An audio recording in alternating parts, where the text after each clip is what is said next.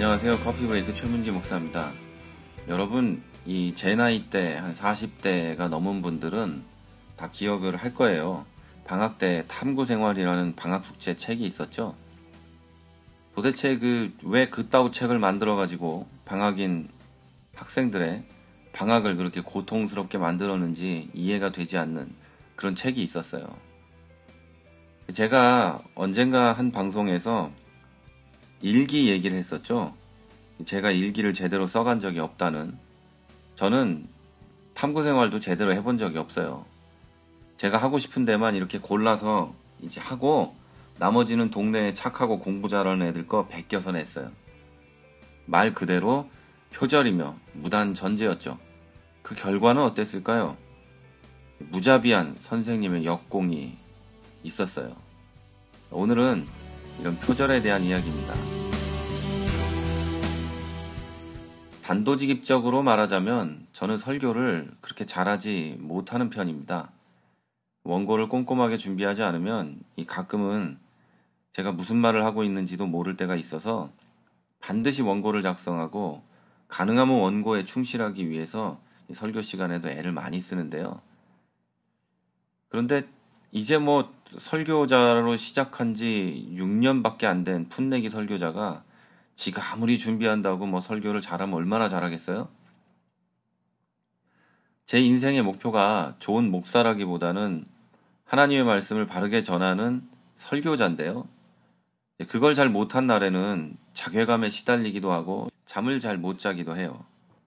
이렇게 이 설교를 좀 잘 못하는 저한테도 설교문 작성에는 철칙이 있습니다.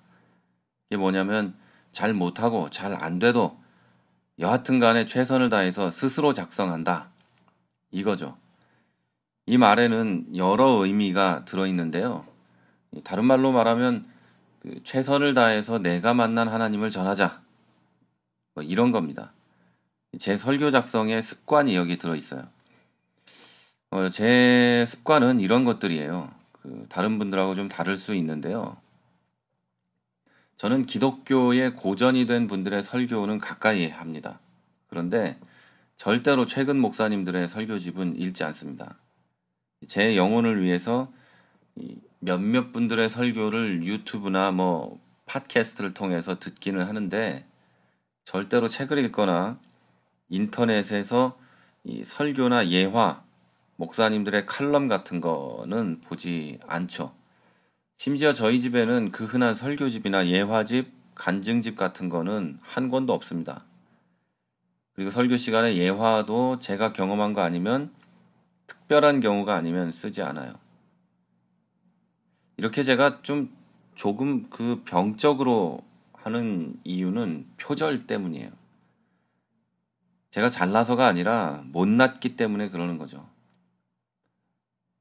제가 오늘 방송의 시작 부분에 이렇게 얘기했잖아요. 어려서 탐구 생활을 베꼈다. 자, 어려서 탐구 생활도 베낀 애가 설교같이 힘든 작업은 안 베끼겠어요?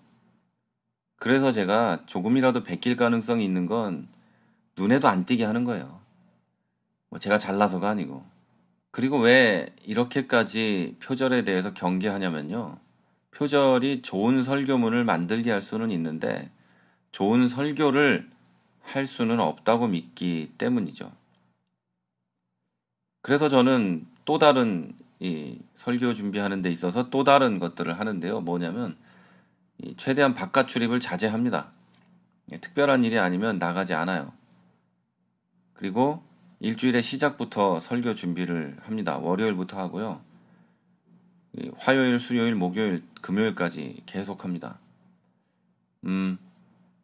본문을 열심히 읽고 주석도 읽고 본문이 저에게 무슨 말을 하는지 기도하면서 듣고 보고 또 나에게 주신 말씀이 성도들에게 적용되는가도 보고 이렇게 하는 게 월요일부터 수요일까지고요. 목요일쯤 되면 어떻게 이 말씀을 전할지가 거의 결정이 되고요. 그래서 대지를 작성하게 되고 그런데 이 대지를 작성할 때도 저는 첫째, 둘째, 셋째 이렇게 나누지 않습니다. 제 개인적인 생각이지만 한 본문이 그렇게 많은 의미를 가지고 있다고 생각하지 않아요, 저는. 그 본문은 앞뒤 맥락을 볼 때 거의 한 가지의 메시지를 가지고 있고, 이건 제 생각이에요. 뭐 다른 분들이 잘못됐다는 건 아니고.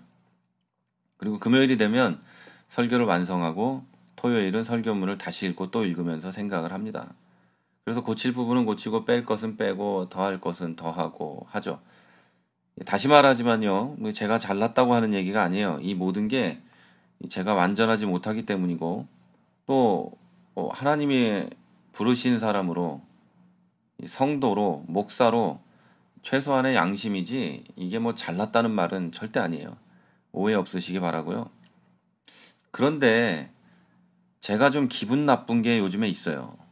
이게 뭐냐면 이제 6년 된 목사도 이렇게 하고 있는데 20년, 30년, 40년 된 분들이 남의 설교 베끼는 걸 아주 자랑스럽게 하고 뻔뻔하게 하고 있다는 거죠. 그러고도 인터넷 홈페이지에 그 동영상을 자신 있게 올리고요. 심지어 베낀 원고를 그대로 올리는 사람도 제가 봤거든요. 토시 하나 안 틀린 거를 그대로 베껴놓고는 아주 자랑스럽게 인터넷에 올렸어요. 자기 설교인 것처럼. 그리고 목회는 혼자 다 하는 것처럼 하고 다니는 사람이 하나 있거든요. 제가 아는 분 중에. 그런데 그분이 언젠가 저한테 이런 말을 해요. 아니, 이런 말을 했어요. 자기는 일주일에 14시간씩 설교 준비를 한다고.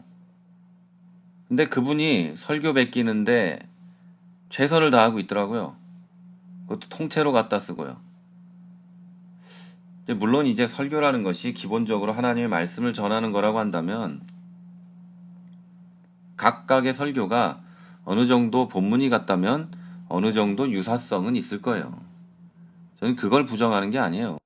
뭐 앞뒤 유사성이 왜 없겠어요? 당연히 있겠죠. 설교의 대지가 같을 수도 있고 뭐 1, 2, 3 이렇게 나누는 분이 있다면 뭐 1, 2, 3이 똑같을 수도 있어요. 보는 주석이 같고 참고한 책이 같으면 해석이 같을 수도 있고요. 예화집이 같다면 예화가 같을 수도 있어요. 그런데 다 아시는 것처럼 사람마다 문체가 다르고 말투가 다른 것처럼 설교에도 그 사람의 배경과 삶이 드러나게 돼 있어요. 그런데 이 설교를 베끼는 데 있어서 어느 날은 이동원 목사님, 어느 날은 김남준 목사님, 어느 날은 또 목사인데 목사님인데 이제 글도 쓰시는 수필 작가 뭐 그런 분들의 글을 설교가 아니라 수필을 주워다가 설교라고 이제 설교 시간에 읽고 있으면 안 되는 거죠. 그거는 최소한의 양심도 없는 거예요. 자, 그래 놓고는 이런 말까지 하더라고요. 하나님께서 그 목사님하고 나하고 똑같은 영감을 주셨다. 기가 막혀가지고 더 이상 말을 잇지 못한 적이 한 번 있어요. 그래서 제 신학교 다닐 때 한 교수님이 농담 삼아 이런 말씀을 하셨어요. 설교를 남의 설교집을 베끼거나 참고하는 것에 대해서 이런 말씀을 하셨는데요. 너희들 설교 못하겠고 설교 준비가 힘들면 한 사람 것만 베껴라. 스펄전 목사님 거 하나만 베껴라. 이렇게 얘기하셨어요. 자, 베끼는 분이 혹시 이거 듣고 계시다면 제발 당부합니다. 한 명 것만 베끼세요. 성도들도 헷갈려요. 그리고 심지어 어떤 분은요, 기가 막히게도 이 교단마다 조금 교리가 다르잖아요. 어느 날은 감리교 목사님, 어느 날은 장로교 고신층 목사님 이런 거 베끼면은 구원론이나 이런 부분에 대해서 어떤 문제가 일어나는지 이 상식적인 여러분은 아시잖아요. 근데 그 목사는 몰라요. 그래가지고 어느 날은 뭐 우리가 받은 구원이 끊어질 수도 있다 그러고 뭐 우리가 배교할 수도 있다 그러고 어느 날은 안 된다 그러고 뭐 이래요. 지가 어떤 분의 설교를 베끼는지 좀 생각하고 좀 베끼면 좋겠어요. 자, 이런 표절 행위에 대해서 제 페이스북 친구면서 학교 선배님이신 한 목사님이 이렇게 얘기하시더라고요. 표절을 않고는 설교를 못하는 목사들이 있다네요. 참 신기합니다. 다른 설교자의 설교문을 그대로 읽을 수는 있지만 표절한 설교에 감흥을 살려서 설교하기는 매우 어렵다고 봅니다. 이분들은 왜 욕을 들어가면서 어려운 길을 선택했는지 모르겠네요. 그냥 자기 설교하면 되는데. 배우는 대본을 쓰지 않고 작가가 써준 것을 외우죠. 설교가 연기인 셈이죠. 씁쓸하네요. 제가 아는 어떤 목사님은 표절한 설교를 읽으면서 울더라고요. 설교가 연기인 셈이죠. 제가 이 선배 목사님의 글을 읽고 연기해서 그렇게 베낀 걸 읽으면서도 울 수 있구나. 그런데 이 표절쟁이 목사들을 보면은요, 교회에서 그렇게 자주 울어요. 아주 그냥 뭐 끝내주더라고요. 한국에 있는 어떤 그 목사님도 같은 눈물을 몇 부 설교 내내 흘렸다고 하던데요. 뭐 어쨌든 뭐 이런 표절쟁이 목사들이 그러면 이런 말을 해요. 너무 힘들어서 그랬다. 야, 그러면 세상에 어느 목사가 설교를 쉽게 합니까? 저같이 6년밖에 안 된 목사도 일주일 내내 설교 때문에 고민하고 어떤 주에는 토요일 밤을 새가면서 막 이렇게 하고 있는데 이 오래된 이 2, 30년 되신 목사님들이 남의 거 베끼면서 한다는 소리가 너무 힘들어서 그랬다. 이러면 되겠어요? 2001년도에 제가 미국에 있었는데요. 그때 한 교회에 전도사로 있었는데 그 담임 목사님이 생활 때문에 주중에는 일하시고 주말에는 교회 사역을 하셨어요. 그런데 이분이 한 주는 너무 바빠가지고 그리고 몸까지 아픈 상태여서 설교 준비를 제대로 못한 거예요. 그러니까 하긴 했는데 제대로 못한 거예요. 그리고 주일이 됐는데요. 이 주보에는 설교 제목과 본문이랑 다 있는데 설교 시간이 되니까 이분이 이런 고백을 하는 거예요. 내가 한 주 동안 너무 힘들고 바빠서 설교를 제대로 준비하지 못했습니다. 이것을 그냥 설교라고 할 수가 없습니다. 우리 오늘은 그냥 설교 시간만큼 기도했으면 좋겠습니다. 자, 이렇게 얘기하면서 통성 기도를 한 40분 시킨 거예요. 사실 그때는 그분이 제정신이 아니라고 생각했어요. 뭔 놈의 목사가 설교 준비를 못 해가지고, 응? 무슨 일을 하길래 설교 준비도 못 했나? 그랬는데요. 지금은 제대로 이해하고 실제로 존경합니다. 왜냐하면 가장 진실한 설교자 아닙니까? 지금의 저보다 100만 배 진실한 설교자고 한국에 있는 그 표절쟁이 목사들보다 1000만 배는 진실한 설교자예요. 설교 준비를 못했으니까 설교를 못하겠다 그러는데 그냥 남의 설교 베껴가지고 읽는 것보다는 훨씬 나은 거 아니에요? 어떤 분은 15분 만에 컨트롤 C, 컨트롤 V로 설교를 작성한다고 들었어요. 설교 준비하러 들어가더니 15분 만에 설교 준비 다 했다고 나왔다는데 뭐 그런 자들에 비하면 그분은 비난을 감수하고 설교를 한 주 쉬는 결단을 했으니까 얼마나 대단한 겁니까? 자, 제가 설교 준비에 그렇게 긴 시간을 들이는 이유도 같은 거예요. 제가 아무리 못나고 박사도 아니라고 해도 설교를 더럽게 못한다는 소리를 매주 듣는 한이 있어도 저는 양심이 있어가지고 그렇게는 못하겠어요. 제가 설교를 유창하게 못하는 이유도 뭐 그런 것 중에 하나겠네요. 그렇게 매끄럽게 남의 설교를 베낄 줄 몰라서. 그리고 저는요, 설교라는 것이 한 교회의 목사에게 그 교회에 전하라고 주신 하나님의 메시지라고 생각해요. 실제로 유명하다기보다 아주 오래전에 그 훌륭하신 설교자들 있죠. 그분들은 설교집 내는 걸 싫어했어요. 설교는 내 교회 성도들에게 주신 하나님의 메시지라고 생각했거든요.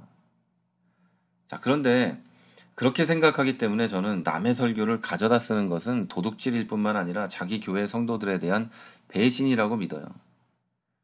담임 목사가 주는 메시지를 하나님의 메시지라고 믿고 듣고 있는 그 순진하고 순수한 성도들에 대한 배신이라고 생각해요.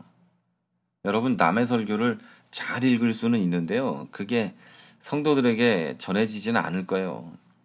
이렇게 말하면 또 표절쟁이들이 이렇게 말할 수 있어요. 하나님의 말씀이 어떻게 장소와 시간에 따라 효과가 달라지냐? 이럴 수 있는데요.